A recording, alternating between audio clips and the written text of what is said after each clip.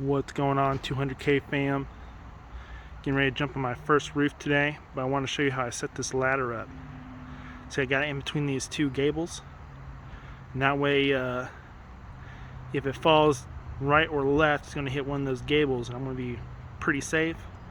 I also put my utility bucket underneath because I have this on the cement, and I have a, walk up here and show you, foam pad that the ladder is on. For some reason this one has me a little on edge. I don't know why, but I think I'll be good with that. Anyways, just want to show you guys. Alright, y'all, I made it up here.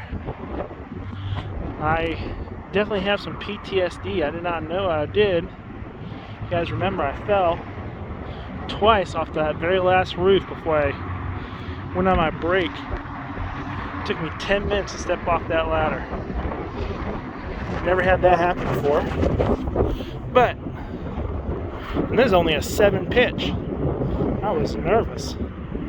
Ain't gonna lie, I was nervous, but I did it. So hopefully the next roof is a little bit easier to handle. But I just want to show you guys this here. Alright, you see these marks? I think this is what the contractor was referring to when he talked about hail. That's actually not hail right there. That's all going to be, it's all around this pipe here. This pipe doesn't have any damage to it. Let's see. So I'm guessing that whoever's installing this, I don't know. I'm not gonna make any guess, but I know it's not hail.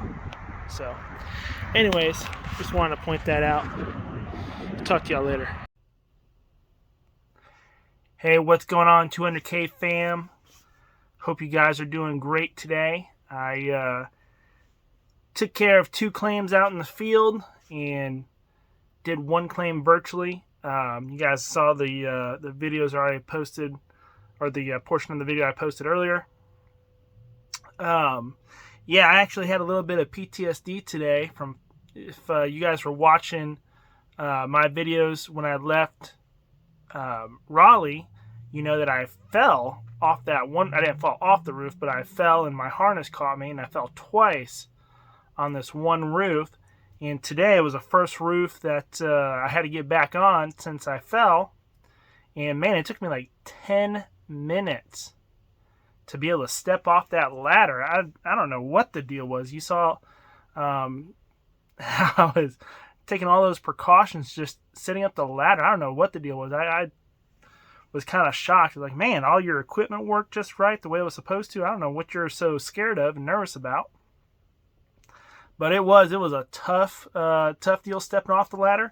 And then it took me like 5 minutes to step onto the roof. And then it took me like 5 minutes to step off the roof back onto the ladder. So it was quite interesting today. But second roof went a lot smoother.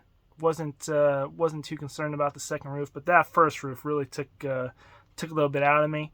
So both claims I did as far as field inspections go were hail claims today, but I also did a virtual water damage claim. So kind of an interesting one that I was dealing with, and we'll let you guys comment below on what you think the coverage would be. So this guy had a tree grow roots into his pipes, his in his yard, his sewage pipes, and it caused a fill up, not a backup, a fill up in the house. Now, if you guys know the difference between a backup and a fill up, go ahead and leave a comment below. But it caused a fill up of the toilet, and it overspilled into the room. So the question I have for you guys, again, this claim is already handled, so you guys aren't going to change my opinion. What did I cover and what was not covered? Or was everything covered, or was everything not covered? So you guys give me your opinions and your best description of why or why not, and we'll see how you guys did. So that was the virtual claim that I did today. I know some people are kind of against the virtual claims and inspections. I want to be honest, I don't think you guys should really shun away from that. The virtual inspections, I would not do that, obviously, for like wind or hail or roof claims. But there are some interior situations where that actually works out well. Not if you're going to have 3 or 4 rooms worth of damage. I mean, if you really think about it, it's not really right to make the insured go do all these measurements and trying to walk the insured through the house. It was okay when COVID was at its peak, but the reality is it's an inconvenience to the insured as it is to have the damage to begin with, and then for us to make them do all the adjusting work as far as the inspections go. I mean, we have to, our job is to indemnify the insured with the least amount of frustration as possible. You know what I'm saying? It's going to be frustrating no matter what, but we gotta try to alleviate some of that frustration. So, I would never do a virtual inspection for more than maybe 1 or 2 rooms. In this case here, it was just a bathroom, so it wasn't really that big a deal. Bathrooms are easy to do.